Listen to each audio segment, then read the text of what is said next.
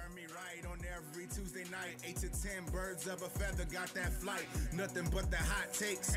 Back with the big facts for the fans, by the fans. Exactly where we at. Pull up to the tailgate, stop by F1. Baptized by the Pope, been bass for everyone. Flying in from the West Coast, even overseas. Get blessed by Ginger Jesus. We disciples of the tree. E-A-G, wait, C-H-M-P. S, don't stress, we on the same conquest. Dominate the division, destroy the NFC, conquer the AFC. Grab that Vince Lombardi, Wentz to AJ, climb it up the gut. Be grand with the strip sack, this sound familiar, huh? Aguilar on the slot, Sproles with the return, Mills with the pick six. Okay, wait, it gets worse. J-Train on the run, J.E. hitting from 60. Fletcher C in that D-line, that's what you don't want to see. Ertz catching tubs, foes on another level. The Super Bowl ain't the only time you see that Philly special. We live from Broad Street, brotherly loves the heartbeat. Hungry dogs run faster and we don't eat cheap. No one likes us and we don't care, cause we from Philly and we ain't never scared. Look up. But I just gotta know one thing. Are you ready? No! I said, are you ready?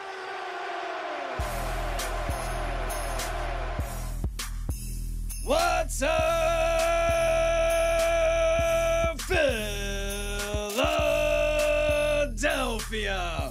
We are live, broadcasting from the new Wildfire Sports Studios for NBC Sports Philadelphia. Welcome to the 4th and JAWN Show, episode 71. All right, let's get into it. Let's talk about it. Let's talk it over. Consider this a group therapy session for Eagles fans. I'll start it off. My name's Eric Emanuel, and I am an Eagleaholic. It's been 9 days since my last victory, and I'm pissed off about it. Hi, Eric. I haven't been this upset after an Eagles loss in like a while. Because the Eagles had every single opportunity to put the nail in the coffin of the Tennessee Titans. And while they should have been cramming that little metal spike into that little piece of wood, they were staring at the hammer as if they never even saw one before. I mean, when you look up at the scoreboard, you will see Tennessee Titans 26, Philadelphia Eagles 23. And the Titans won, and they made the gutsy calls, and they made the plays when they had to, and they took advantage of the Eagles' defense. But make no mistake about it, the Eagles beat the Eagles that game. The Eagles beat the Eagles. This game, this loss, feels differently than any of the other losses under Doug Peterson. This one feels differently than in Seattle. This one feels different than Kansas City last year. This one feels different than Tampa Bay this year because the Eagles blew it. I put out a tweet right after the game. It got like 1,000 retweets. I didn't think it deserved it, but apparently it hit a note with some people. I'm sorry, Eagles. I love you. But you deserved that loss. You can only miss so many tackles, drop so many passes, commit so many penalties, allow so many sacks, and fail to hold on so many fourth down conversions. You had your opportunities. Offensive line. What is the deal, dude? Come on. Carson Wentz is coming back from injury. If you have any interest in protecting your long-term investment, which is why you held him out for the first 2 weeks and surrounded him with all these offensive weapons last year, you can't have him getting hit like that. Now, granted, when the Eagles went on their Super Bowl run in 2017, they were in the top 10 in tackles or sacks and top 10 in quarterback hits. Right now, they have the second most quarterback hits and the 6th most sacks. That's absolutely unacceptable. Nelson Aguilar, dude, bro, what's the deal? It's like Nelson Aguilar got in Doc in the DeLorean, went back to the future to 2016, and now he's wearing number 17. What the hell, bro? Get it together. Penalties. Unacceptable. Eagles right now are the second most penalized team in the NFL, getting the 3rd most penalty yards. Corey Graham, bro, I know that horses can fall asleep standing up. I know that cows can fall asleep standing up. That's the first time I've ever seen a grown-ass man fall asleep standing up, and it was during a football game. Jalen Mills. But Jalen. I want to like you, dude. I like your swagger. I like your attitude.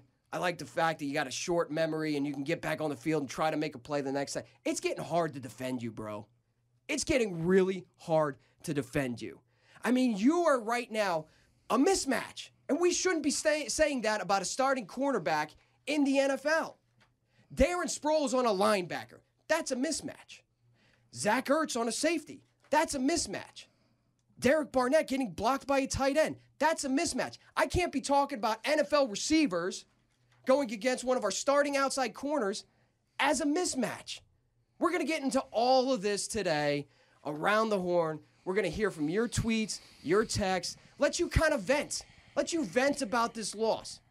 Because like I said at the top, I haven't been this pissed off over a Philadelphia Eagles loss in a long time. Super Bowl or no Super Bowl, I do not care. This one hurt because the Eagles had every single opportunity. Mr. Gale Saunders, Eagle Sessions on Twitter. How are you tonight? My name is Gale Saunders. I am an Eagleholic.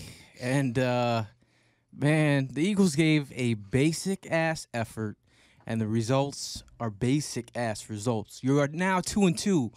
We are in the same realms as the Dallas Cowboys or the Washington Redskins. But at the end of the day, Doug Peterson, it starts at the top.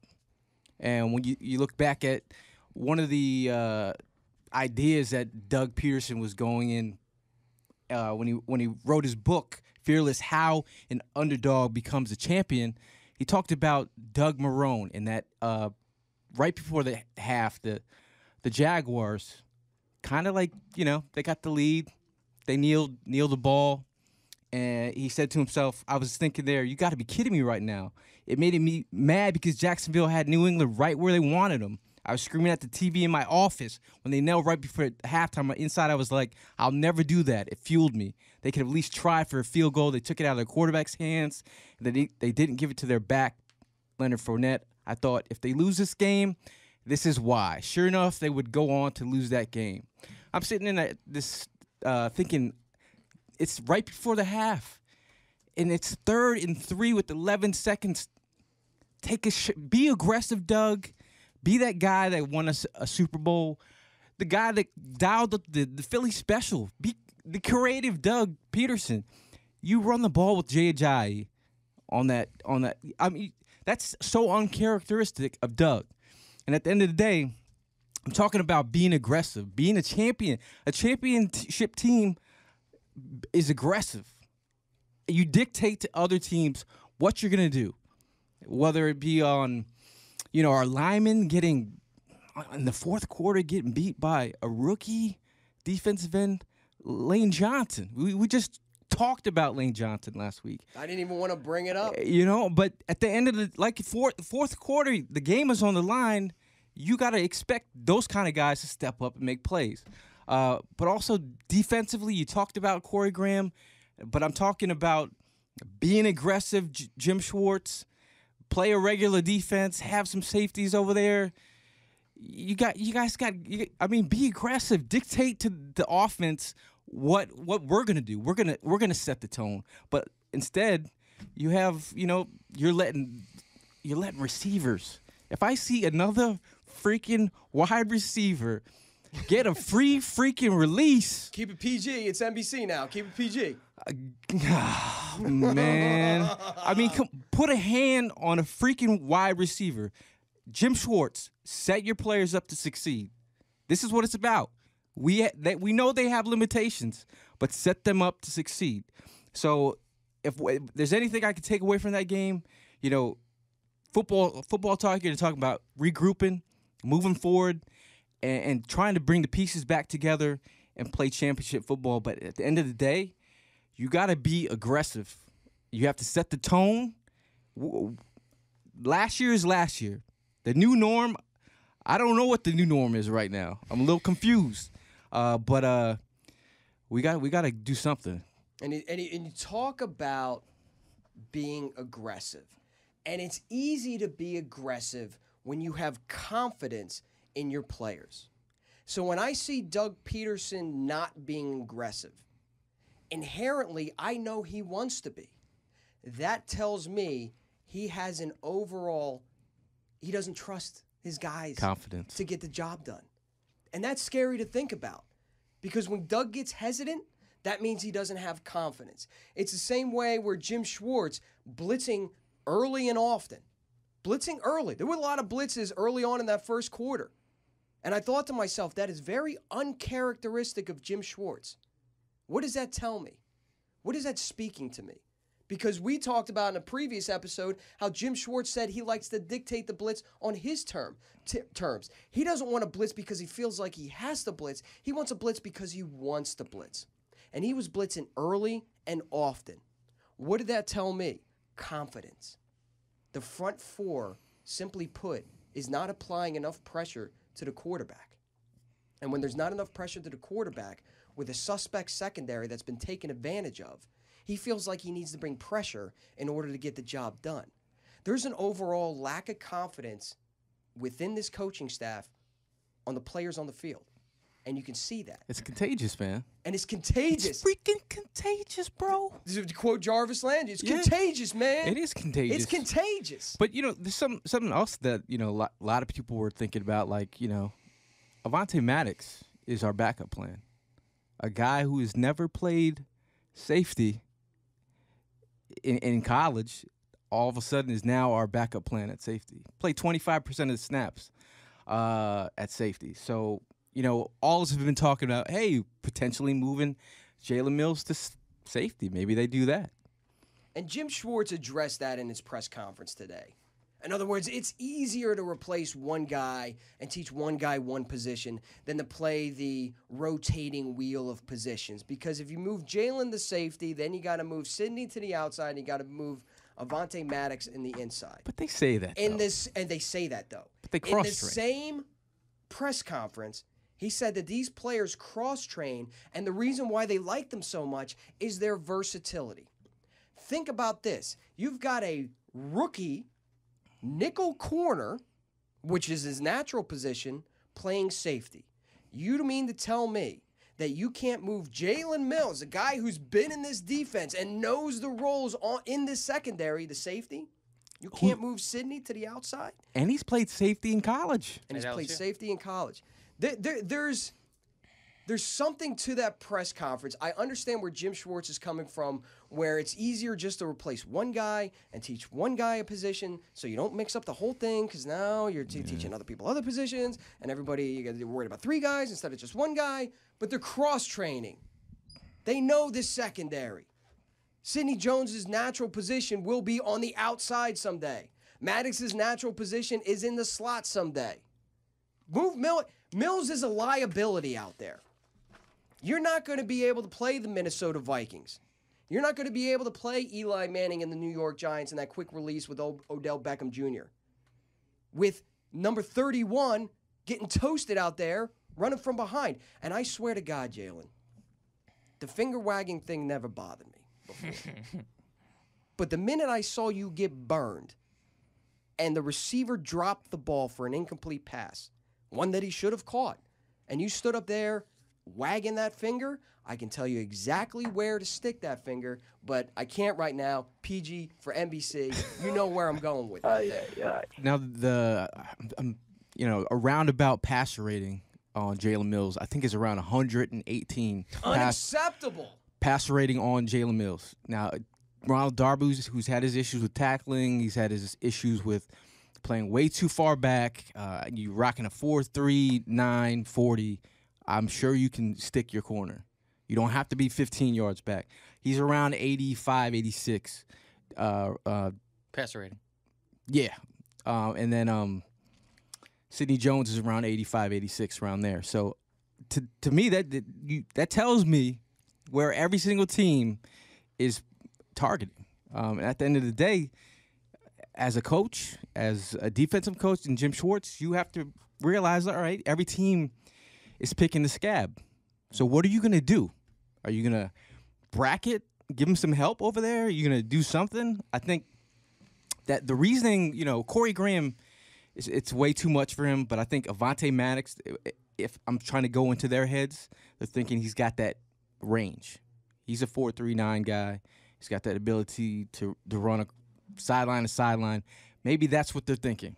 But still, at the end of the day, Jalen Mills he's the guy. Everyone's targeting him. So what are you going to do about it? Are we going to fix that, or are we going to keep on making excuses? Hollywood Hearn. Evan Hollywood Hearn. How are you doing this evening working the soundboard? I'm doing all right, man. Listen, coming in after a loss is never fun. And the ironic thing about this whole situation, too, is that when we went over in the beginning of the year, we looked at the schedule, and we picked the wins and losses. I'm pretty sure this game you did have as a loss, but you just didn't, I guess, anticipate it being this painful of a loss. No, spoke it into existence. Yeah, did. Don't give me that stuff. Don't give me that stuff. Listen, I picked it as a loss. Yeah. But it wasn't some hey, I dived into the film and just knew it was a mismatch. No, yeah, you expected them to get snuck at one point in the season. Yeah, I expected them to get snuck. Something about a mobile, and I'll let you continue, but there was something about the way that Marcus Mariota plays the game that just is the weakness for the Eagles. A mobile quarterback, and I'll clarify that, a mobile quarterback the Eagles defense struggles with. And I'm not talking about the Cam Newtons of the world. Last year, Cam Newton had 71-ish rushing yards against the Philadelphia Eagles. I'm talking about in the pocket mobility is where they struggle. Because look at who they lost to last year. They lost to Russell Wilson. Why? Dude only rushed for 20-something yards. But he has the ability to roll keep a play alive. The rollout is the kryptonite to Jim Schwartz's defense. Because the way the Y9 is set up, the defensive ends are expecting the quarterback to be at a spot. It's a race to that spot, whether it be a 3-step, 5-step, whatever kind of drop. They're expecting to be at that spot. When a quarterback can roll out, you've essentially eliminated half the pass rush. And what you've then done is extended time for the receivers to get open against a suspect defensive backfield. That's the kryptonite. They struggled against Russell Wilson. They struggled against Alex Smith, who, again, is able to move within the pocket. These are guys that can run, but they only ran, each one of them, for 20-something yards.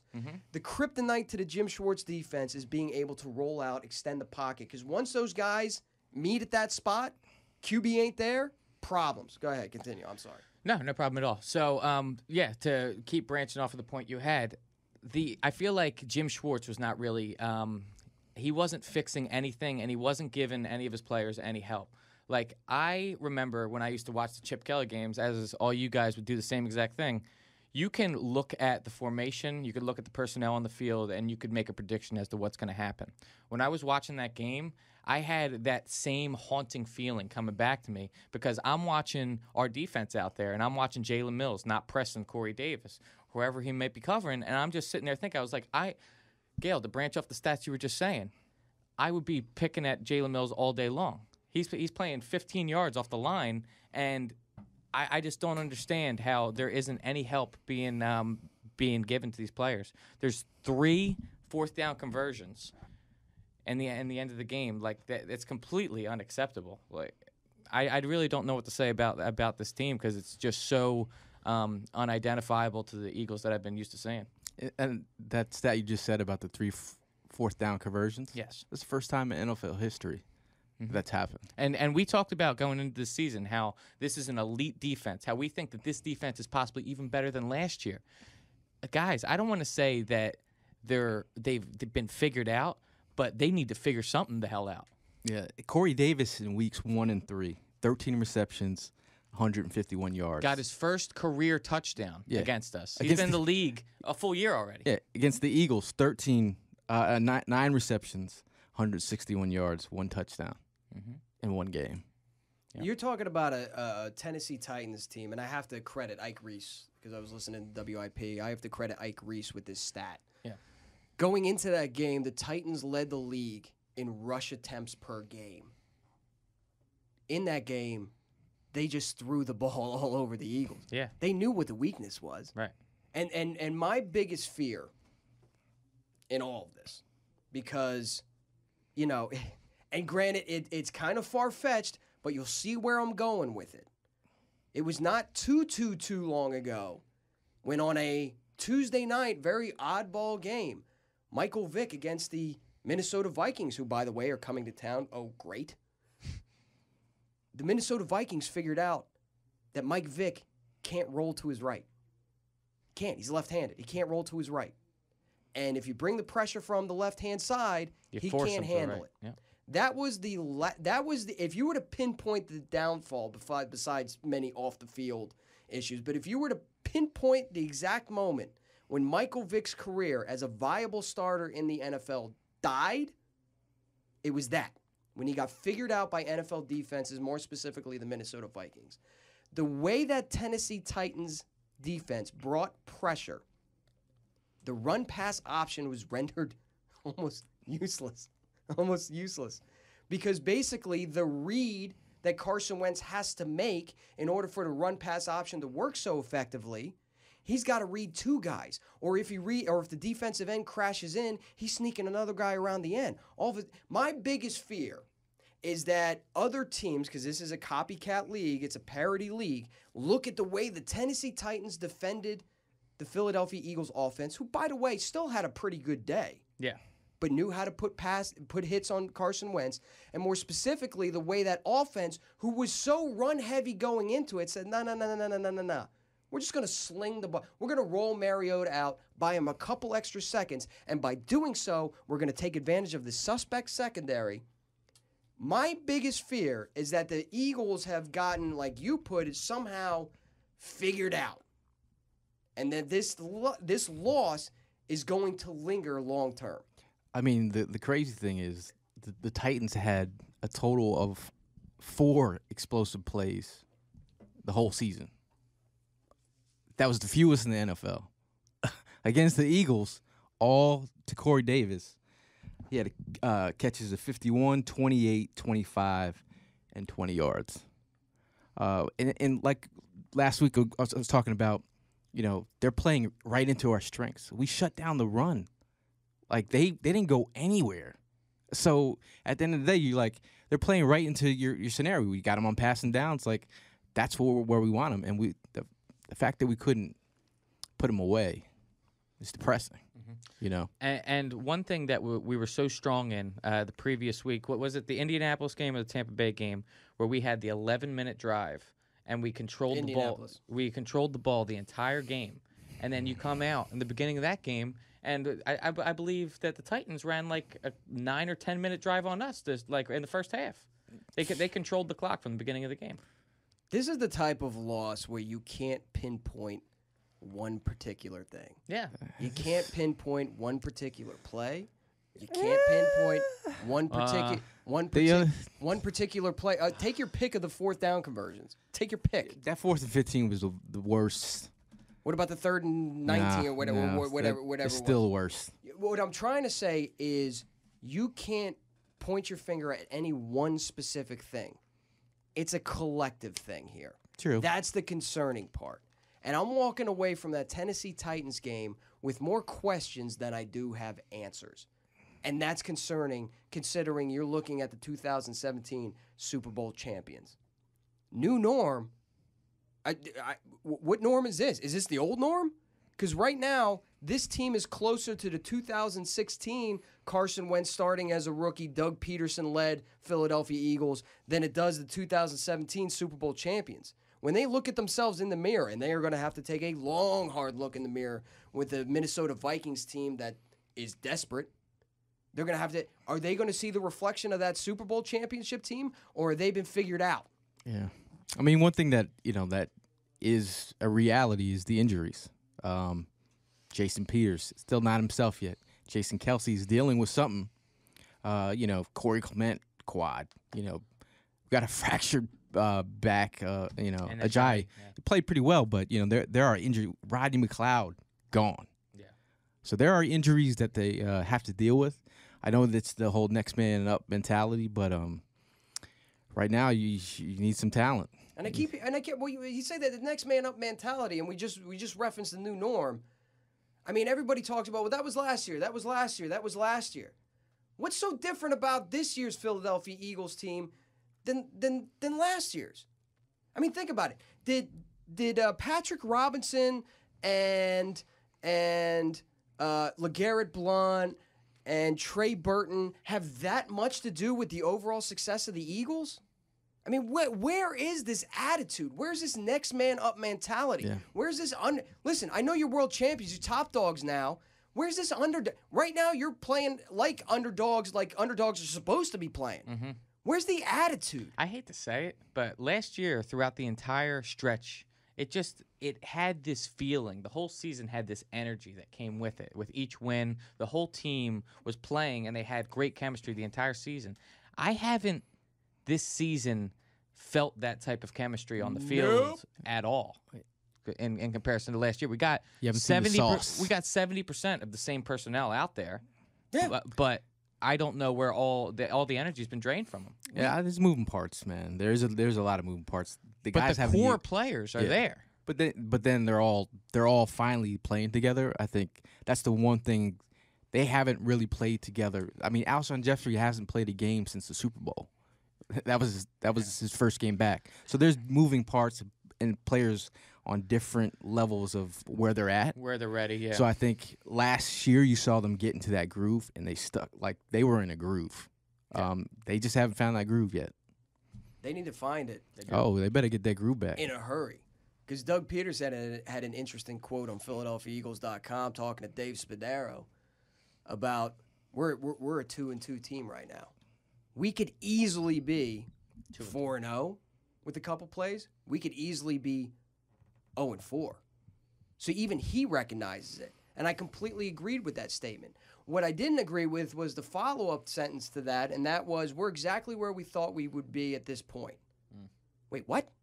You're exactly where you thought you would be at this point? Now, at first, when I read it, I got angry about it. Like, this can't possibly be where you thought you would be at this point. But as I kind of digested that comment, because I agreed so much with the first part and disagreed so wholeheartedly with the second part, I got to thinking about it. This is the same individual who last year said, hey, this team reminds me of those Packers teams that went to the Super Bowl, and we all kind of laughed them off. And he had a good feel for it. He had his finger on the pulse of the team. He knew exactly what he was dealing with. And now he's telling me that they're exactly where he thought they would be, 2-2. What is that saying to us? I'm starting to wonder if all the time that Doug Peterson was pissy in those press conferences wasn't about Carson Wentz 100%. Maybe Doug knew this team wasn't ready to play. Maybe Doug knew this team wasn't gelling like the way he wanted to. Maybe he knew this team wasn't ready to embrace the new norm. Like they were able to embrace the message that he was trying to communicate last year. Appreciate y'all putting words in my mouth. But you think about the last couple games, the Colts game, the Falcons game. Those two plays go the other way. Guess what we're sitting at? 0-4. Oh, my God. Imagine that. Could you imagine? Imagine that. But, like, if you think about it, but we've had 3 games come down to, like, the very last play. That is so rare. But their ability as a championship football team to win these victories when they're tight, that's respectable. But they took that L. I do think this week. I do think there's something to say though about the fact that I feel like I'm not sure if you guys heard about in the Titans locker room after they won, they were celebrating. They were going crazy. They were acting as if they won their own Super Bowl. But I think there is something to say about the fact that I feel like every single team is going to give us that extra oomph. They're going to spend that many more hours in the film room. They're going to spend. They're going to go that much harder in practice the week before us because this essentially is their prove it to the rest of the NFL that we're a contender with anybody else. And Malcolm Jenkins kind of like embraced the L's with his quote. He said, "We didn't do what we needed to do. We'll wear that and move on to the next."